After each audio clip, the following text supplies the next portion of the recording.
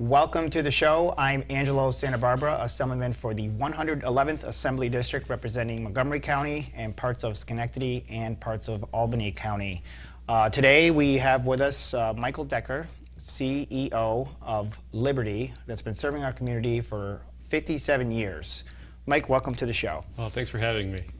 Pleasure to have you here. Why don't we start off with a little bit about your background and how you got involved with Liberty? Sure.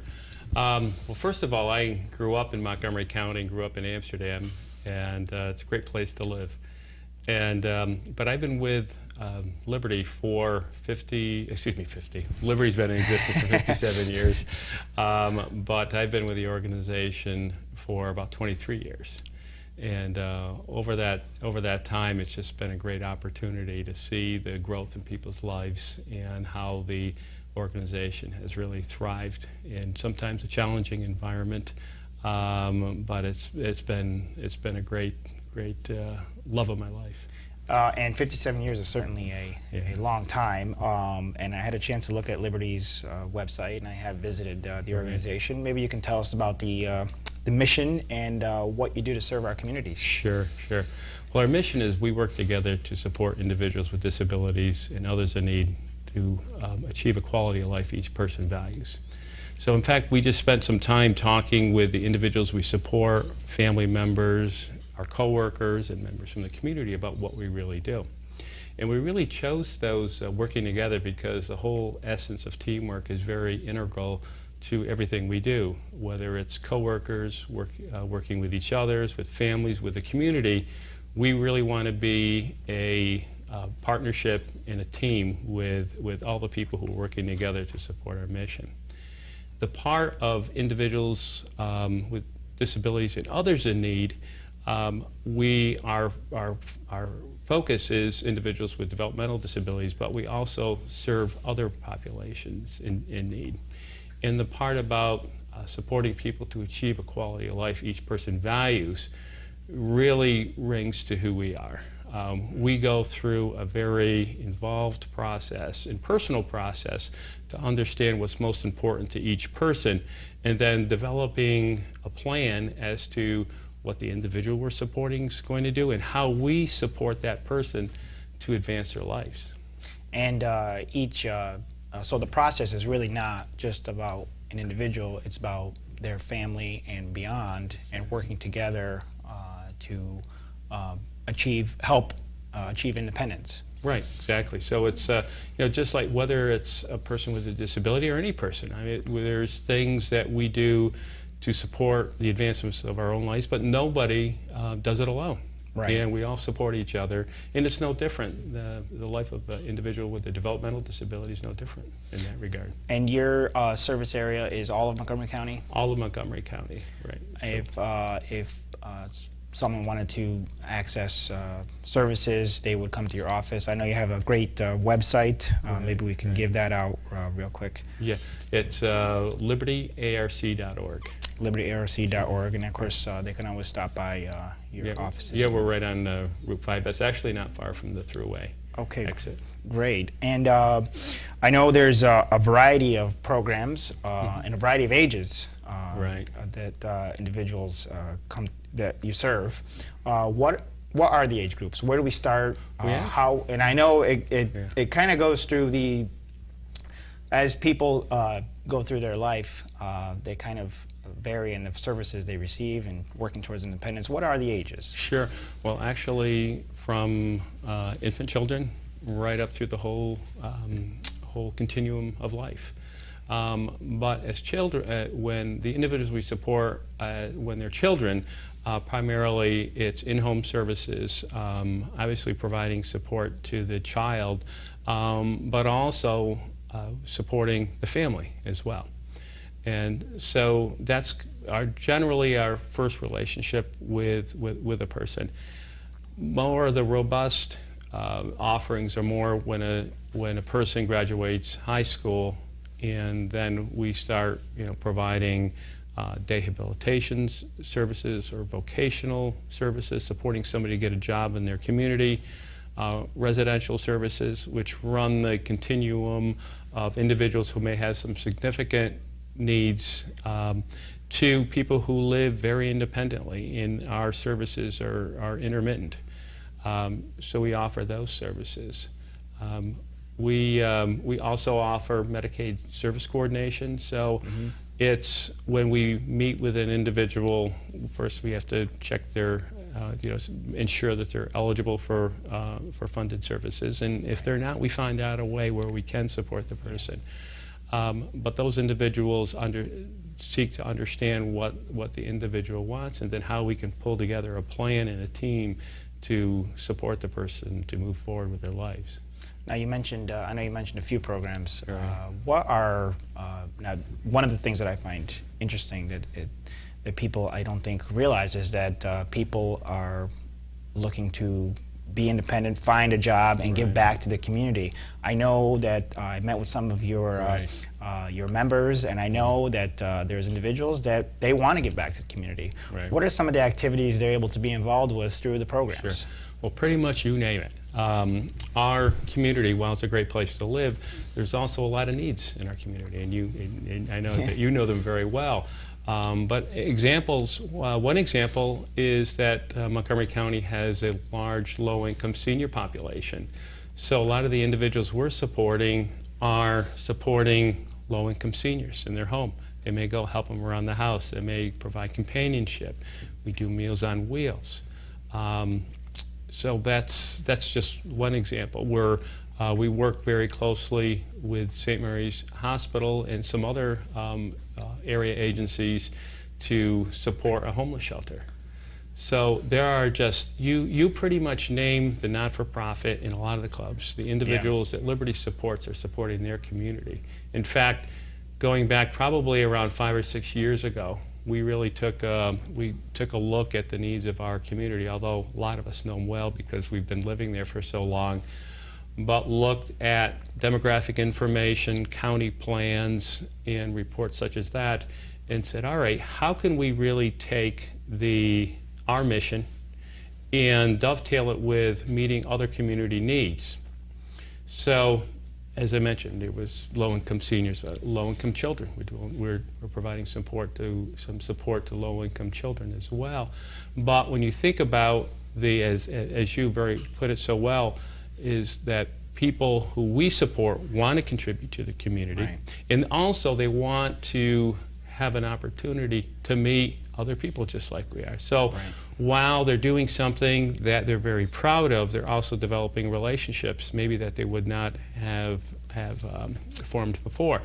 And it's whether we all, everyone has friends, and it's through a club or a committee they may have joined. So those are really the entrees that we're supporting people to advance their lives. But one of the other things that we really have spent a lot of time and had a lot of success with is also supporting people to have jobs in the community.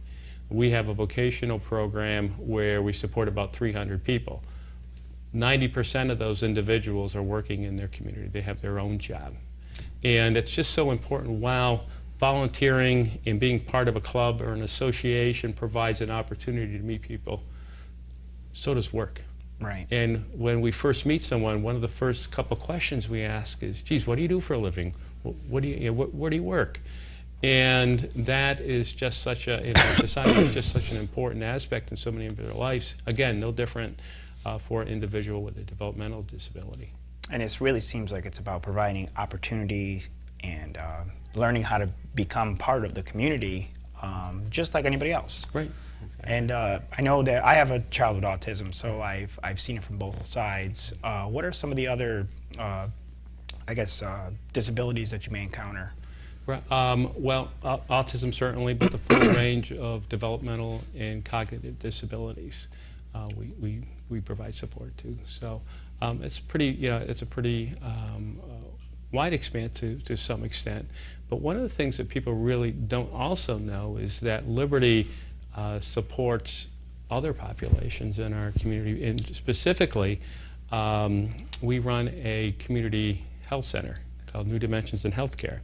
And we've got about 5,700 patients, about 500 of whom are individuals with developmental disabilities, not just from our community, but other communities with dentistry and primary care services, but also over 5,000 low-income individuals and families in our community.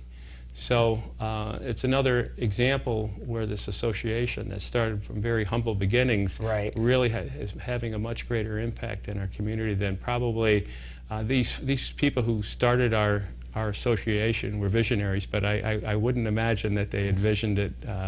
They probably may not have envisioned the expanse of the impact that they're having.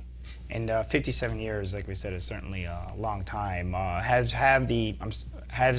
I'm sure that this is true, but the services have evolved over time as times have changed. Right. How have things, I guess from your beginnings, how have things changed to bring us to where we are today? Well, when the families came together, basically they wanted more offerings and they wanted a better life for their children. So it was very, very grassroots.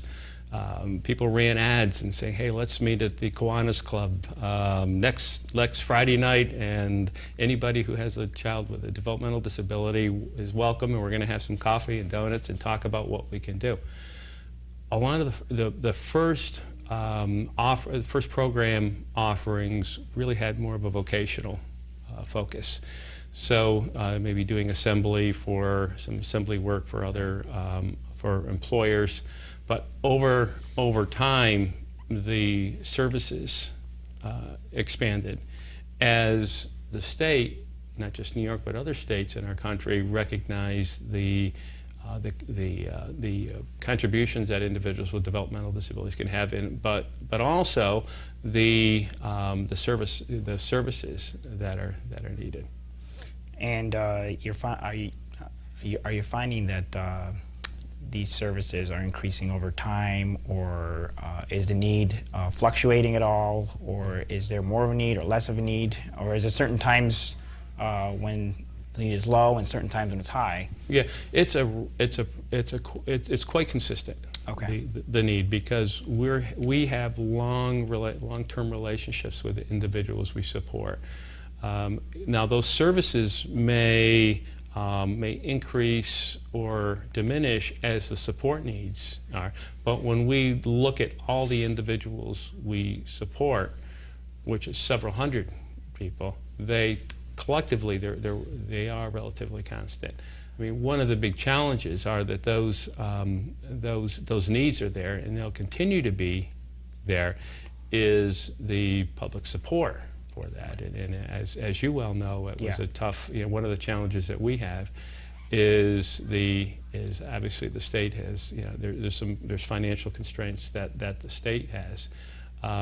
This year was a difficult budget year, and one of the things that I wanted to make sure that I did when I came here is to thank you. You really were a champion for the individuals we support, and you and Senator Kachik were one of the few who stood up early. I know there's a lot of folks later on who came on board, but both of you early on made a point of saying how important these services are, and it's very much appreciated, and our families recognize the contribution and how deeply it touches you. Yeah, well, thank you for that, and yeah, I do see it from both sides, from the legislative side, and as a parent, and I do have an 11-year-old boy, so I've been dealing with it personally as well, but also from the other side, and I know how important these services are to our community and the difference that they make in people's lives and in our community as a whole. We've been talking with Mike Decker, CEO of Liberty. When we come back, we will talk more about some of the programs Liberty has been offering and continues to offer to make our communities a better place. We'll see you when you get back. In the small town of Elmira, New York, a boy was born into an all-American family. The odds of him achieving his dream in the fashion industry? 1 in 23 million. The odds of having a child diagnosed with autism? 1 in 88. I am Tommy Hilfiger, and my family is affected by autism. Learn more at autismspeaks.org/signs. Packers. Viking. Packers. Viking. Viking. Red state, blue state, vegan. Carnivore. We come from different places. Uptown. Downtown. Night owl. Early bird. We come to different conclusions. Half empty. Half full. But when we live united, we create real, lasting change in the building blocks of life. The education, income, and health of our communities, Live. our families, United. even the person next to us. Live united. Real change won't happen without you. So give, advocate, volunteer, live united. Sign up at liveunited.org.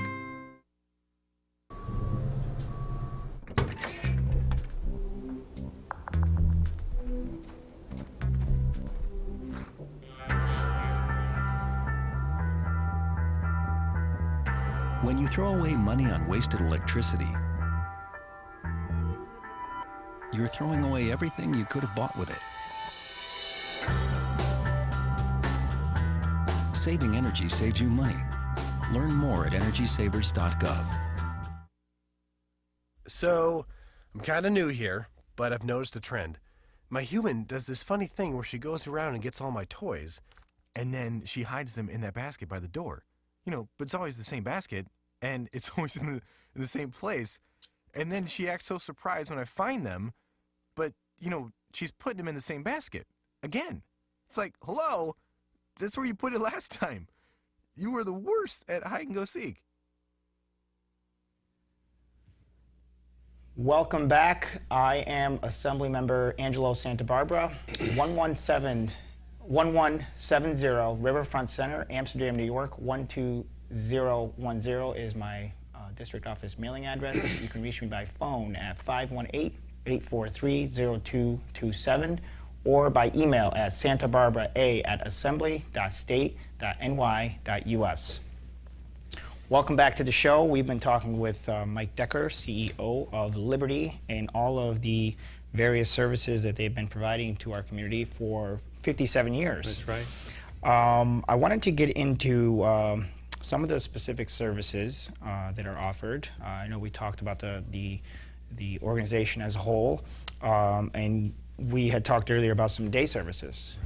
If we could explain that to the audience. Yeah, sure. We run a real full continuum of day services.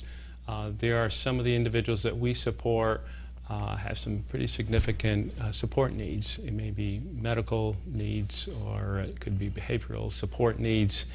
And so even those individuals, they are developing relationships in their community, and may be going to meet people at a community center and contribute in a way that they can. Running to the other end of the continuum, where people have their own job and they might get support very intermittently. And we might check in with them once a month, whereas maybe earlier in their career, right, we may have really worked shoulder to shoulder with the person, one, to help them get the job, and then two, to kind of acclimate them to the job. Just like any of us, it's those first few weeks or so are pretty intensive. But as time goes on, we try to back off, so the individual can be independent and work as an employee like all the rest of their coworkers. So it's like it could vary depending on how much the individual may or may not need. Right. Working towards that independence. Right. So going back on that, on maybe the other end of the continuum, in those day services, there may also be occupational therapy, physical therapy, speech therapy. So again, they can be in one end of the continuum very intensive, and then it moderates as you go along, and the support needs change.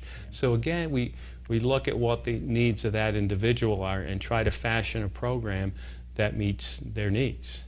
And the same is true for residential programs. So we've got people who are getting some maybe intensive medical supports in their home, because I can't think of the last time when we had somebody who we supported who was aging who wound up in a nursing home. So we're not nursing homes, but some of the services that somebody might get in a nursing home, we're providing in the residence, so they can maintain their life in their home with the other individuals they're living with. Now, we've got those individuals, but also we've got people who have their own home, and we might provide service on an as-needed basis. So, and there's been situations where people who may have lived in a home that we operate, a group home, and now have gone off and got their own apartment. And one young lady comes to mind is, she has some very significant needs, and she was when she came to us, we got a call, and we went and met her, and she needed a lot of support. But as time went on, she took control of her life and wanted to advance her life, and she has. So now she's living in an apartment with another young lady, and she's very involved in her community. She's very involved in our self-advocacy group, who I know you've met with. Yes, yes. And so it's just, there's just so many of those examples where people have really advanced their lives due to the dedication of our direct support professionals who are there to support them, and our board of directors and our management team. So it's a group really focused on making a difference in other people's lives. And it's great to hear stories like that, where people are able to actually achieve their goals and move on and become independent. You mentioned something very important, your direct support professionals, your staff. Let's talk a little bit about your staff, and the work that they're doing with this organization. Right. We have about 765 employees in Montgomery County. And when you think about Liberty, in fact, some people ask, geez, are you closed this weekend? Are you closed for a holiday? Liberty never closes. Right. We run 24/7, 365 days a week, specifically with our residential services. And because people are, getting those services in their home. And the people who make that happen every day are our direct support professionals. And they come with a lot of dedication and are very passionate about the work we do. And the relationship that they form with the individual we support, so the individual then in turn can go and develop relationships in their community, is fundamental to what we do. It's what we do. So a lot of, when we think about work that I may do, obviously there's a lot of, worry about funding and developing relationships with other organizations in the community, but a big part of my job and others and our board of directors is ensuring that we've got a team who can execute that mission. And I'm very happy to say that we've got a great team, and who's really dedicated to the work that our direct support professionals do, and recognize the impact that they're having in other people's lives. And certainly an important part of the community is these individuals that are working for this organization. And I think you mentioned this earlier, and what's nice about it is that the families are able to be involved in this process, and they're able to sort of participate as the individual grows and becomes more and more independent. Not only do they participate, but when I mentioned before about when the organization was founded, it's founded by parents of people with developmental disabilities. Additionally, that's who the majority of our board of directors are family members of the individuals we support, or we have one of the individuals we support who's also on our board of directors. So while the organization has grown substantially over the years, we still have that foundation of we're a membership organization. fact, we've got our annual meeting Coming on up. Thursday, and Yep. yeah, we're really happy that you're going to be there. But still today, that the family members, as well as also are supported, there's other people who aren't family members who are extremely dedicated and on our board. So we really still have that grassroots element to our organization. And it's a team approach, and I think that working well together and making sure that individuals are taken care of is the important part of it. I know you have an employment network that we talked about. You have partnerships with other companies to try and find employment for individuals. How do those partnerships work? Oh, they've just been our community. While we have a relatively small community, they have been really integral to the success of our employment programs. First and foremost, obviously the person themselves who has the job, they have to make it happen. Right. But some of the individuals we support, you need a champion who's at that, or who's heading that organization, or within or at an employer, who says, I'm going to give somebody a chance. And there's many stories of that. I mean, one that comes to mind is Amsterdam Printing and Litho. We've had a long relationship with them, and there's been a lot of people who've been employed there.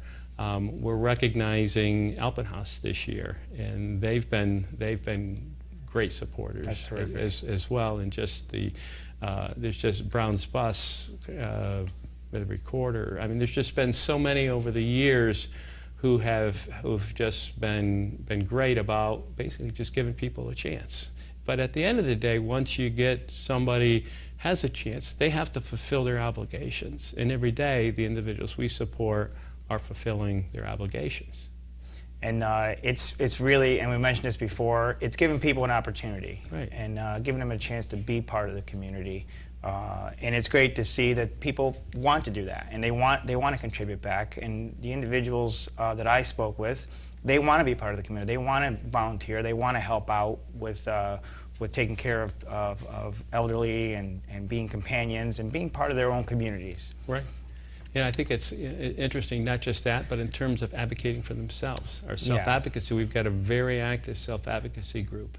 And when we were going through the trials and tribulations with the state budget, it wasn't, you and I spoke, but I think probably what the most impactful portion is when the self-advocates, they went themselves. Yeah, they did. And they really cherished the fact that you went on the assembly floor and introduced them to everyone. But they're very confident about advocating for themselves as well. They should be. Yeah, and I saw that, and they were able. They came up. They visited me at the assembly, and I was very happy to see that they were involved in the process, right, even the process of their own government. Right. I know you were on Facebook as well, because I've recently liked the page, so I see the posts on there. Give out that website one more time. It's libertyarc.org. And is there a phone number if anybody wanted to call? Sure. It's 518-842-5080. Well, we've been talking about Liberty with Mike Decker, CEO, and I want to thank you for being here on the show and for sharing all the great services that Liberty's been providing for 57 years. If you have not had a chance to visit the website, please do so. There's plenty more information about other programs that we were not able to talk about today. I would like to have you back on the show at some point, and I'm looking forward to visiting you in Montgomery County real soon, and we will talk more. Join us here on Assembly Update again when we talk more about things going on in your community and more. Thank you.